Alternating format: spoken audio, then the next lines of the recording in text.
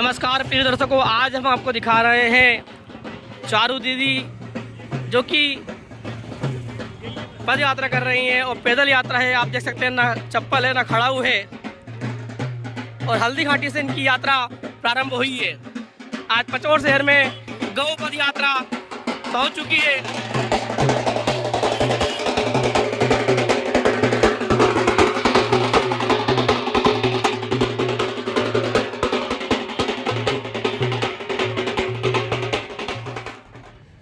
तो प्रिय दर्शकों, जैसा हमने आपको बताया था, दीदी लाखों किलोमीटर की यात्रा बिना चरण पादुका के करते आ रही हैं।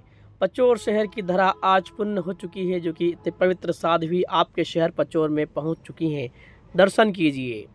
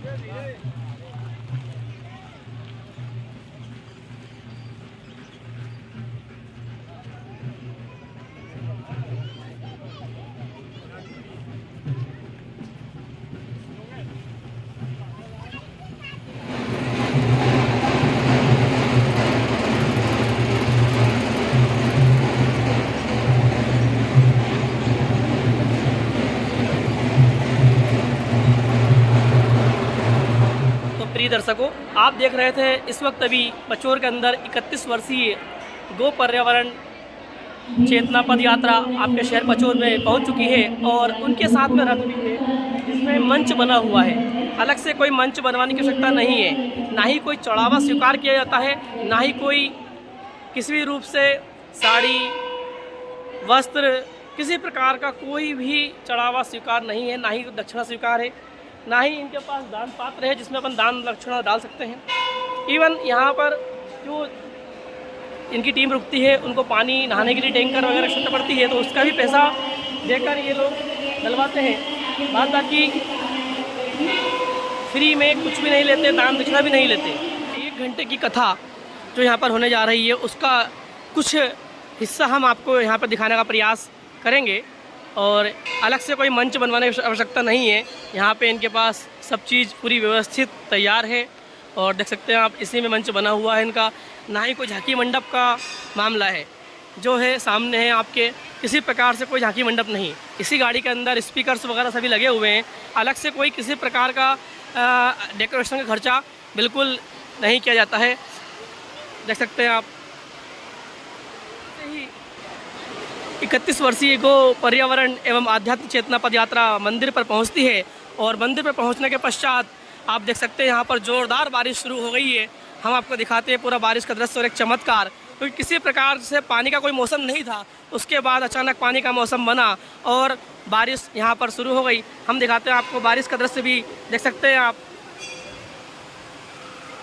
इस वक्त हम श्री राम भक्त हनुमान मंदिर भोजपुरिया पचोर पर हैं, यहाँ पर कि 1 घंटे की यहाँ पर कथा होना है और रथ वगैरह आप यहाँ पर देख सकते हैं सब पहुँच चुके हैं और पानी यहाँ पर अचानक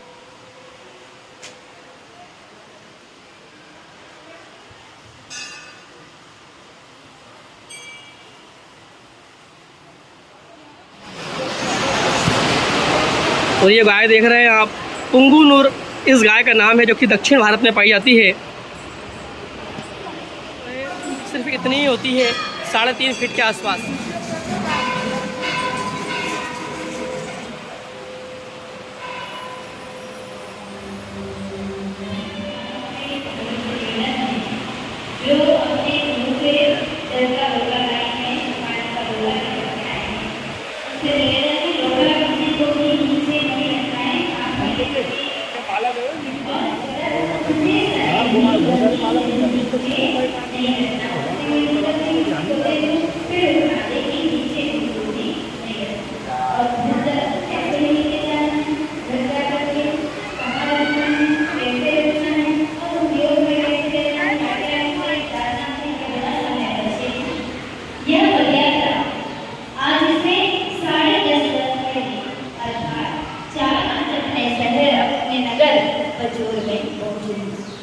इस पदयात्रा के संचालक हमारे परम पूज्य गुरुमान और हमारे परम पूज्य गुरुमान मात्र भारत के ही नहीं, पूरे विश्व के एकमात्र ऐसे पहले साथी जी हैं जिन्होंने छोटी सी उम्र में भी नंगे पैर पैदल पैदल पूरे भारतवर्ष में 31 वर्ष तक भ्रमण करने का संकल्प किया। साथ ही परम पूज्य गुरुमान ने इस पदयात्रा को सफल बनाने हेतु 13 वर्षों तक अन्न का त्याग कर कठोर तपस्या और भी कई कठोर संकल्प लिए, जैसे कि नंगे पैर चलते हैं, पैरों में किसी भी प्रकार के जूते चप्पल पादुकाण आदि धारण नहीं करते हैं, कैसा भी मौसम हो, सर्दी गर्मी बरसात 365 दिन नंगे पैर ही चलते हैं और चलने के लिए किसी भी प्रकार के वाहन का उपयोग नहीं करते। पूरे भारतवर्ष में लगभग 3 लाख किलोमीटर से भी अधिक भ्रमण करेंगे, लेकिन वाहन पर गाड़ी पर बैठ कर नहीं, नंगे पैर और पैदल। यहाँ तक कि जिस घर गाँव में देसी गौ माताएं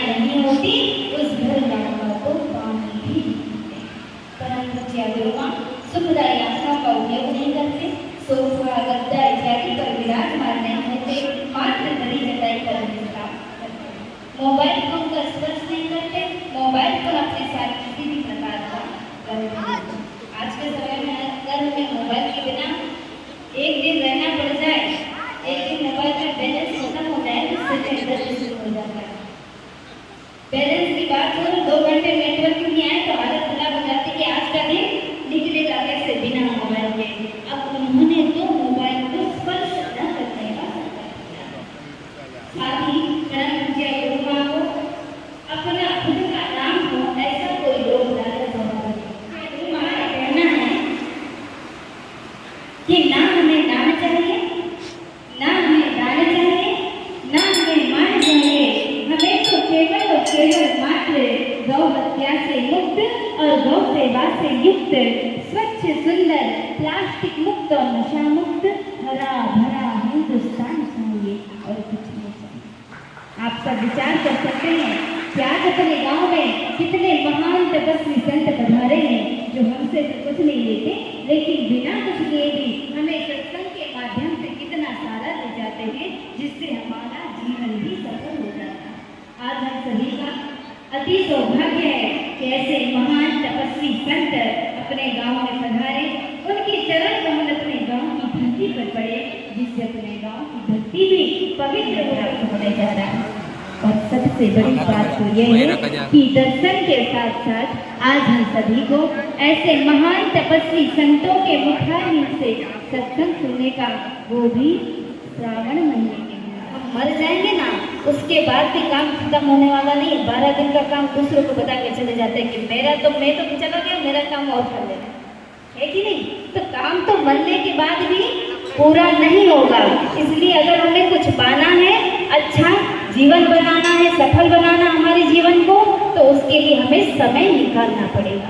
इसलिए आप सभी को 1 घंटे 1.5 घंटे जब तक कथा चलेगी तब तक कथा पूरी सुनना है। कथा चलते हुए बीच से उठकर कोई भी जाएगा नहीं। और जो मोबाइल पाए हैं उनसे निवेदन है साइलेंट करें या स्विच ऑफ करें, और बीच में कोई भी बातें नहीं करेगा। जो अभी नहीं आए वो आते रहेंगे, आगे घूमेंगे, पीछे घूमेंगे, उनके पीछे ध्यान नहीं देना। जैसे कि अभी आप लोगों का ध्यान पूरा इधर उधर भ्रमित हो गया, ऐसा नहीं करना। जब कथा चलेगी तब आपका पूरा ध्यान इधर होना चाहिए, बारिश आए या धूप आए, ठीक है। बोलिए गौ माता की। फिर से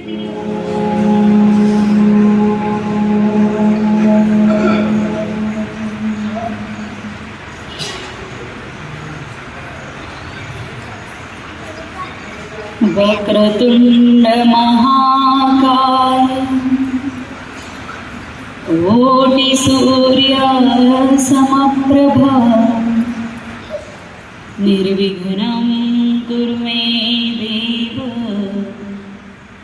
सर्वकार्येषु सर्वदा। सर्वमंगलमांगल्ये शिवे सर्वार्थसाधिके शरण्ये त्र्यंबके गौरी नारायणी नमोस्तुते। वसुदेवसुतं देवं कंसचाणूरमर्दनं देवकी परमानन्दं कृष्णं वन्दे जगद्गुरुं। मनोजवं मारुततुल्यवेगं जितेन्द्रियं बुद्धिमतां वरिष्ठं वातात्मजं मानरयूथमुख्यं श्रीरामदूतं शरणं प्रपद्ये। सर्वकामदुधे देवी सर्वतीर्थाभिषेचिनी पावनी सुरभिसृष्टे देवी तुभ्यं नमो नमः। अपार संसार समुद्र मध्ये समज्जतोमि शरणं किमस्ति। गुरु कृपालो कृपयावदेत सियावर रामचंद्र भगवान की, हनुमान जी महाराज की। जगदम्बे मात की, सकल गो भक्तों की, सकल गो रक्षकों की।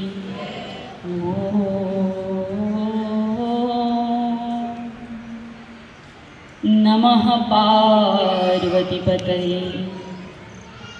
हर हर महादेव। 31 वर्षीय गो पर्यावरण एवं आध्यात्म चेतना पदयात्रा का शुभ संकल्प लेकर गो विषयक भ्रांति को नष्ट कर गो क्रांति को जन समाज में स्थापित करने वाले परम पूज्य सद्गुरुदेव भगवान की अनंत विभु से श्री चरण कमलों में साष्टांग दंडवत प्रणाम। नंदिनी कपिला कामधेनु स्वरूप सकल जगत पर सकल विश्व पर दया कृपा बरसाने वाली, जिनके सुंदर सिंहों पर सारे सृष्टि का भार है। मूत्र में कल कल बहती भगीरथी गंगा जी की धार है। मल में रमा देवी लक्ष्मी जी का परम श्रेष्ठ सुंदर आधार, जिनके नेत्रों में सूर्य चंद्र का प्रकाश तो कुकुर में संपूर्ण आकाश विद्यमान है, जो भारतीय संस्कृति की मूलाधार प्राणाधार है। ऐसी भारत भूमि पर विराजमान सकल भारतीय गौ माताओं के श्री चरणों में मेरा मानसिक रूप से बारंबार वंदन। नीलमणि वृषभ भगवान, जिनके चतुष्चरण कमलों में चतुष पुरुषार्थों का वास है। धर्म अर्थ काम और मोक्ष, जिनके पवित्र चरण कमलों में विद्यमान है।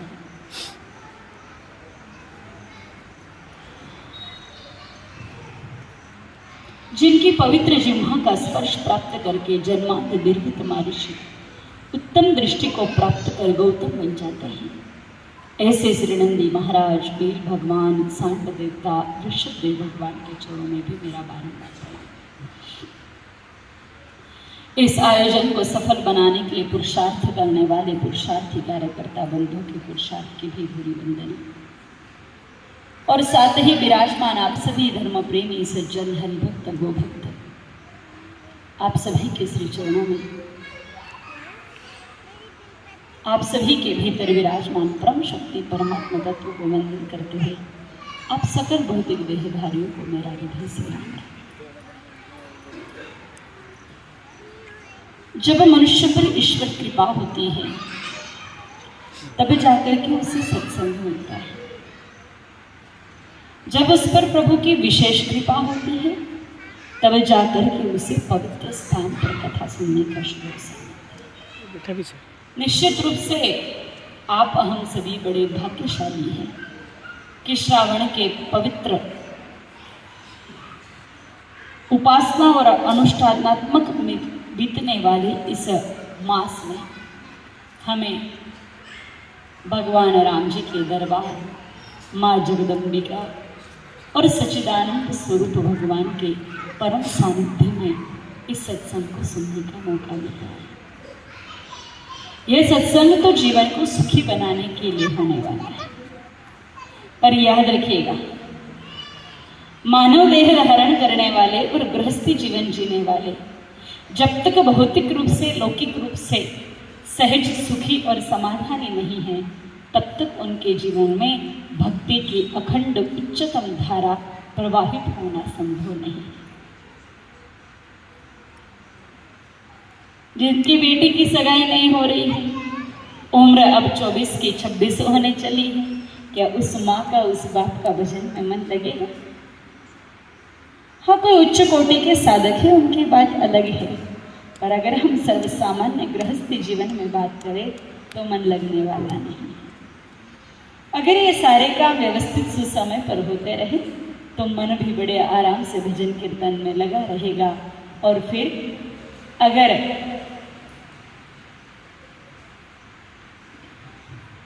उम्र के 50 साल तक भी अगर आपका मन लगा हुआ है तो फिर बाद में आप उत्तम स्थिति तक जा पाओगे।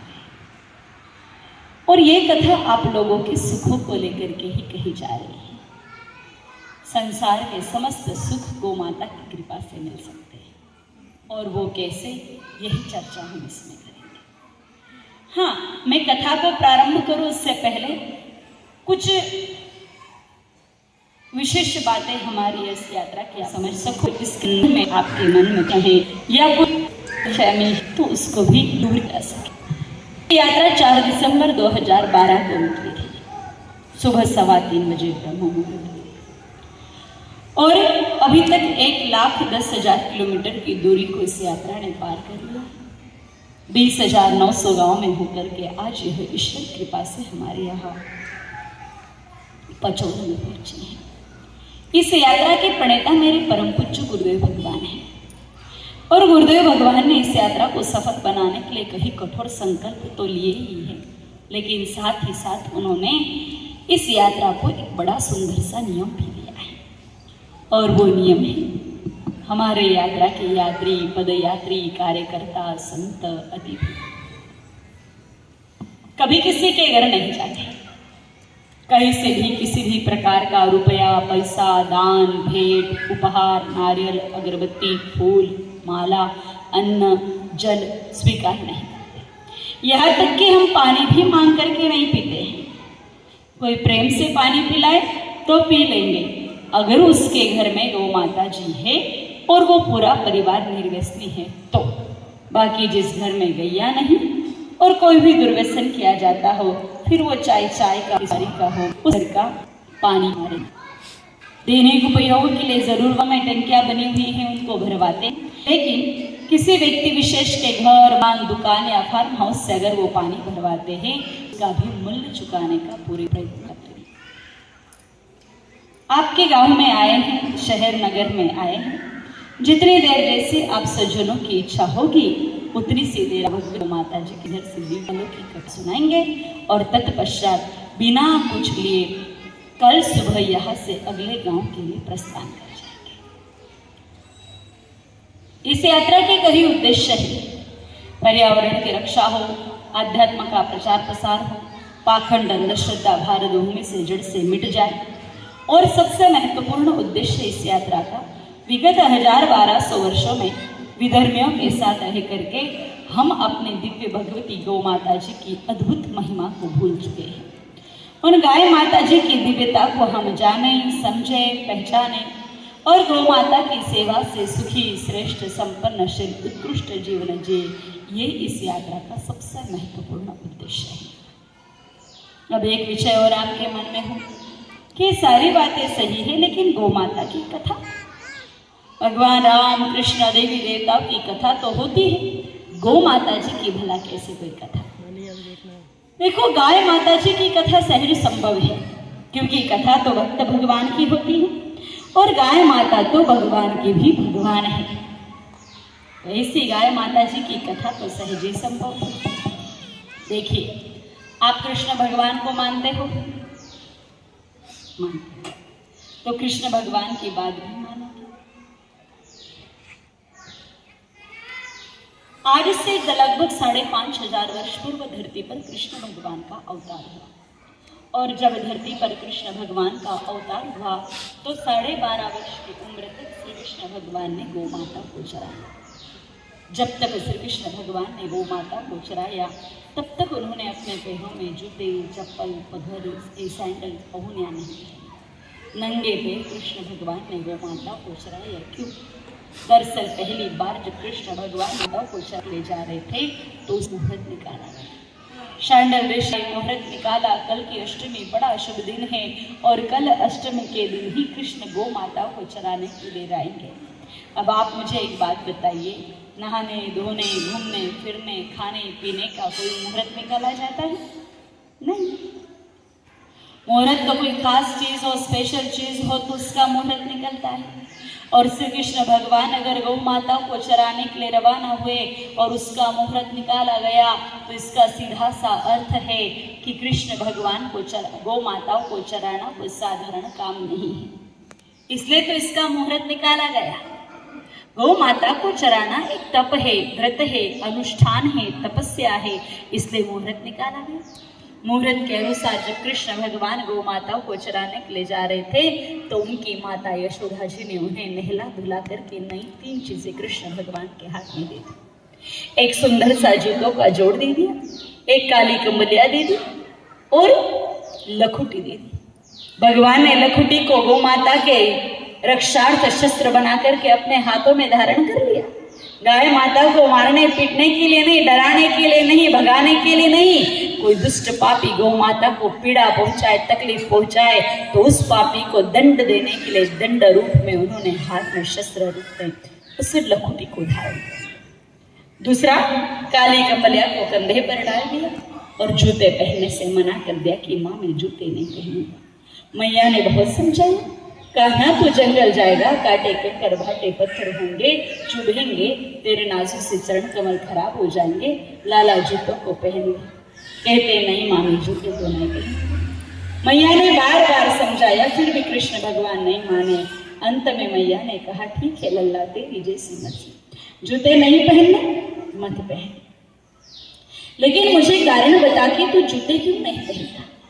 तब भगवान ने उत्तर देने की बजाय अपनी माँ को एक प्रति प्रश्न पूछ लिया कि माँ तू मुझे एक बात बता, तू रोज भगवान के मंदिर में जाती है? कि हाँ जाती हूँ। तो जूते चप्पल पहन के क्यों नहीं जाती? कहते अरे मेरे भोले पगले कान्हा, लल्ला मंदिर में भगवान होते हैं और भगवान के सामने जूते चप्पल पहन के नहीं जाते, नहीं तो भगवान का अपमान हो जाता है। तुरंत कृष्ण भगवान ने कहा, ओ मेरी प्यारी दुलारी मैया, तो अगर अपने पंच देवताओं के मंदिर में जूते चप्पल पहन करके नहीं जावे तो तू ही बता, 33 कोटि देवी देवता 68 करोड़ तीर्थों को अपने तन में धारण कर हम मानव के कल्याणार्थ गोलोक धाम से धराधाम पर अवतरित भगवती गौ माता जी के संग सामने में जाओ तो जूते चप्पल पहन करके जाने की हिम्मत कहाँ से लाओ। हम जिन श्री कृष्ण भगवान की सेवा पूजा करते हैं वही कृष्ण भगवान गौ माता की सेवा पूजा करते हैं। कृष्ण हमारे भगवान है और उनकी भगवान भगवती गौ माता है। विचार कर बताओ, स्वयं श्री कृष्ण भगवान जिन गाय माता जी को अपनी माता भगवान कहते हो, ऐसी भगवती गाय माता भला पशु प्राणी ढोर मवेशी जानवर कैसे हो सकती है। हमने गाय माता जी को पहचानने में भूल कर दी, गलती कर दी। गाय माता जी तो भगवान की भी भगवान थी, लेकिन ऐसी भगवती स्वरूपा गाय माता जी को हमने जानवर समझ करके रखना शुरू किया। और अगर ये प्रमाण आप सबके सेवा में समझ में नहीं आया हो तो एक वैज्ञानिक प्रमाण और रख दें। हम इंसान अपने आप को खूब होशियार समझते हैं और अन्य पशुओं की तुलना में है। हम पानी पिएंगे तो आरओ का पिएंगे, फिल्टर वाटर पिएंगे, लेकिन हमने आरओ का पानी भी पी लिया तो भी घंटा 2 घंटा वो अपने शरीर में ठहरेगा, उसके बाद वो अपने शरीर से बाहर निकलता है। और जब वो पानी अपने शरीर से बाहर निकलता है तो क्या बन करके निकलता है? पसीना या पेशाब बन करके, मूत्र बन करके, जो किसी के भी काम नहीं आता है। हम स्वयं मूत्र का त्याग करने के बाद अपने तन को पवित्र करने के लिए हाथ पैरों को धोते हैं। अनुष्ठानात्मक कार्य चल रहे हो तो स्नान करने के बाद ही पुनः अपने उस अनुष्ठान में पुनर्ज होते हैं। जिस स्थान पर हमने मूत्र त्याग किया है उस जगह पर जाना पसंद नहीं करते। गलती से जाना पड़ जाए तो कपड़ों को ऊपर कर लेंगे, नाक को बंद कर लेंगे कि बदबू आ रही है।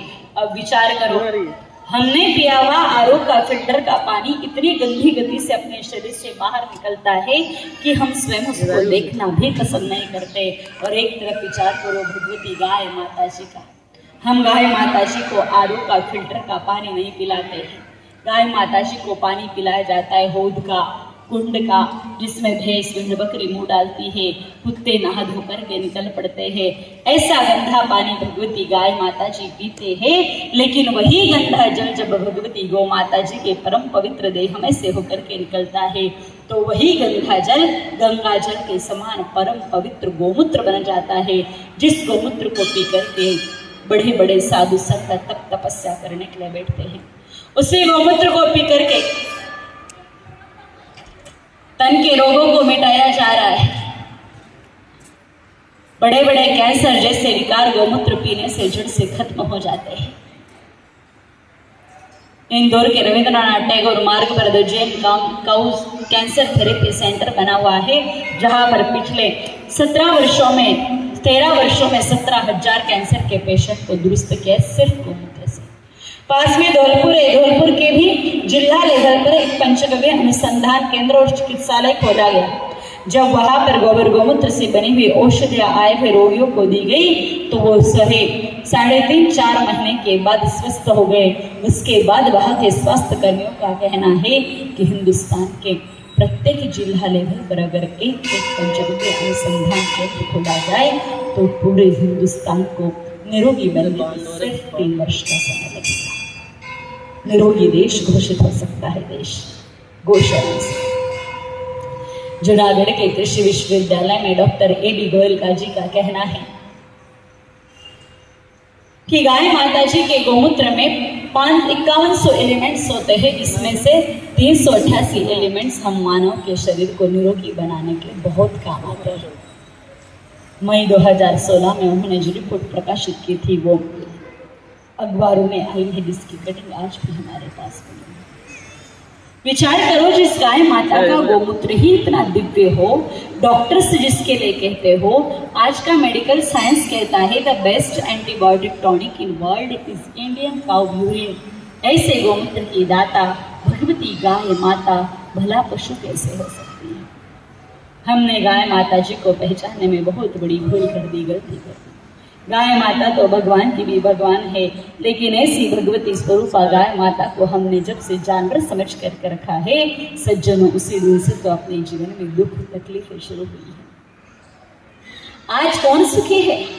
कोई तनी कह दुखी बिन बहुत आस, थोड़ा थोड़ा सब दुखी, सपने सुख की तलाश। जन्म से लेकर के मृत्यु तक सारा संसार आज सुखों की दौड़ में दौड़ रहा है, लेकिन अफसोस लाश बनने तक उसकी तलाश पूरी नहीं हो रही है। आज से 35 साल पहले सुखों के लिए दौड़ना नहीं पड़ता था। सही समय पर मनुष्य को सभी प्रकार के सुख मिल जाते, क्योंकि घरों में गौ माता थी। आप ये बताओ, आज से 35 वर्ष पहले हम सबके घरों में गौ माताएं थी कि नहीं थी? थी। और आज से 35 वर्ष पहले तक हमारे बड़े बुजुर्ग बूढ़ी गाय माता या बूढ़े बैल भगवान को बेचते थे, कत्तल खाने में कटवाते थे, घर पे काट के खाते थे, सूनी छोड़ते थे कि चलो भूखी प्यासी भटकेगी, चारा मिलेगा तो क्या लेगी, नहीं तो रोड एक्सीडेंट में तो मर ही जाएगी। नहीं, क्योंकि उनके लिए गाय माता माता थी, भगवान थी। और जब तक हिंदुस्तान के प्रत्येक घर में गौ माता की माता जानकर के निस्वार्थ भाव से सेवा होती थी, जब तक लोगों की सोच ये थी कि दूध तो प्रसाद है, आवश्यकता हो उतना ले लो, बाकी बछड़ा बछड़ी को पिला दिया जाए, तब तक हिंदुस्तान सुखी देश था। आप खुद विचार करो, आज से 35 साल पहले लोग 100 साल की उम्र पूरी कर लेते, या कोई गोली औषधि खा करके सोने की जरूरत थी? आज हमारी हालत क्या है? 70-80 वर्ष तक जीते, उसमें भी 40-45 साल की उम्र में BP, diabetes, cancer, asthma, allergical problem, stomach problem, headache, इतनी समस्याएं बढ़ जाती है कि जीवन जीने की इच्छा शक्ति लगभग इंसान की खत्म सी हो जाती है। मन के सुख की बात करो तो मन का सुख किसमें है? अगर हम हंसते मुस्कुराते हुए जीवन जीना चाहें तो मुस्कुराते हुए जीवन जीने के लिए इंसान को क्या चीज चाहिए? पैसा? कुछ माताएं कह रही हाँ, कुछ माताएं कह रही नहीं। चलो, खूब सारे लोगों का सोचना होता है मनी इज एवरीथिंग, पैसा ही सब कुछ है। पैसा बहुत कुछ है, इस चीज को मैं खुद स्वीकार करती हूँ, लेकिन पैसा सब कुछ तो नहीं। मुस्कुराते हुए जीवन जीने के लिए पैसों की कोई बहुत बड़ी भूमिका नहीं है। कल्पना करो, इस पचौर में आपको रहने के लिए बढ़िया सा 5-7 करोड़ का बंगला मिल जाए। पचौर के हिसाब से 5-7 करोड़ रुपए काफी है। 5-7 करोड़ का बंगला है, उस 5-7 करोड़ के बंगले में सारी सुख सुविधाएं हैं, नौकर, घर, दास, दिया, घूमने फिरने के लिए गाड़ियां, सभी प्रकार की सुख सुविधाएं हैं, सभी प्रकार की। लेकिन उस 5 करोड़ के बंगले में आपसे आपके घर परिवार के कोई भी व्यक्ति प्रेम नहीं करते। माँ बाप, सास ससुर, बच्चे, बहू, बेटियां, देवरानी, जेठानी, पति पत्नी, किसी भी रिश्ते में प्रेम नहीं है। दादी पोता हो या फिर नाती पोता हो, अगर बताओ ऐसी स्थिति है तो क्या मुस्कुराते हुए जीवन जी पाओगे? मुस्कुराते हुए जीवन जीने के लिए प्रेम मनुष्य की एक बड़ी जरूरत है, और वो प्रेम आज से 35 वर्ष पहले था। आज से 35 साल पहले 4 भाई शादी के बाद एक छत के नीचे रह जाते। चारों की एक एक पत्नी, 2-2, 4-4 बच्चे, 16 से 24 जनों का परिवार, देवरानी जेठानी नहीं, काका सास और बहू भी एक छत के नीचे रह जाती थी। आज है इतना प्रेम समाज में, परिवारों में? हालत इतनी खराब है, बेटे 2 है और भोजन 3 जगह पर बनता है। दोनों बेटे शादी के बाद अलग अलग कोने में खाना बना करके खाते हैं और भरे बुढ़ापे में दादा और दादी अलग ही लाइटर से टुचुक करके कच्ची पक्की रोटियां सेक करके खा रहे हैं। भाई भाई छोड़ो, बाप और बेटा आज एक छत के नीचे नहीं रह सकता। स्थिति अपनी इतनी खराब होती चली जा रही। सच कह रही, पहले जैसा प्रेम अब जीवन में नहीं है सज्जन। पहले जैसी मौज चाहते हो तो फिर गो शरणम, केवलम एक सूत्र धेनु शरणम गच्छामि। रुपए पैसे की बात कर लेते हैं क्योंकि मुख्य रूप से तन का, मन का, धन का सुख ही तो इंसान को वर्तमान समय में सुखी बना सकता है। और बताओ, पहले जैसा धन का सुख आज है? आज से 35 साल पहले हमारी दादी नानियों की अगर आप बात करोगे तो एक महिला के पास, वो भी जिस तरीके की यहाँ पर बैठी है, उसका गणित लगाओ तो एक महिला के पास कम से कम 8 से 12 तोड़ा सोना तो रहता था। 2-2.5 किलो चांदी भी रहती थी। कमर गहने हो जाती, पौन किलो की, 1 किलो की, 1.25 किलो की, 2-2 किलो के तो कभी कभी पैरों में कड़े पहन लिया करते थे। फिर भी कम से कम 2 किलो चांदी तो थी। आज स्थिति क्या है अपनी? घर मकान बनाओ, होम लोन लेना पड़ेगा, गाड़ी खरीदो, डाउन पेमेंट पर खरीदनी पड़ेगी, अगर बच्चों को उच्च शिक्षा दे रहे हो तो एजुकेशन लोन लेना पड़ेगा, और भी अगर सज्जनों शादी करवा रहे बच्चों की तो भी उधार लेना पड़ रहा है। भले उसके जन्म से ही इन्वेस्टमेंट शुरू की थी फिर भी, और अगर बच्चे को नया धंधा बिजनेस डलवाते हो तो भी उधार लेकर के काम चलाना पड़ रहा है। हर जगह हम लोगों को कोई ना कोई थोड़ी बहुत ही सही पर राशि उधार लेकर के जिंदगी चलानी पड़ रही है। पहले 8 बच्चे भी हो जाते तो भी ऐसी स्थितियां तो जीवन में नहीं थी।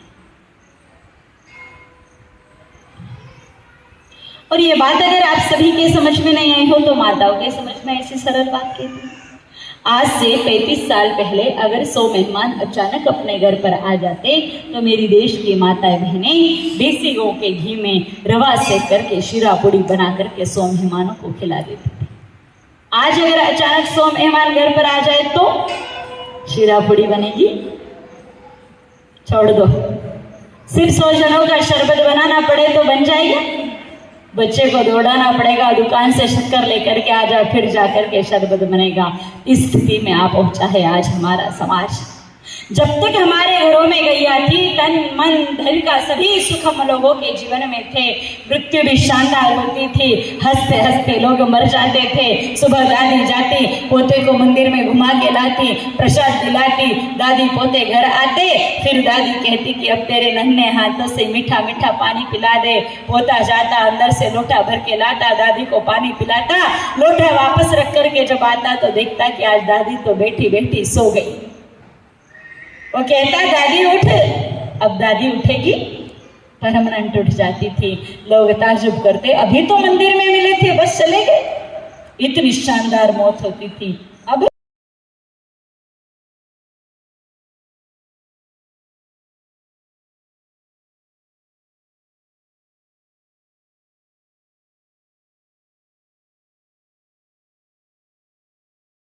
चार-पांच दिन तो वहीं पर इंतजार रहता है। कुछ तो घर की खाट पर ही खांसते खांसते खिसक लेते हैं, कुछ 108 में पधारते पधारते सीधे पधार जाते हैं, और कुछ वार्ड में टिप टिप टप टप देखते देखते खुद ही टप हो रहे हैं।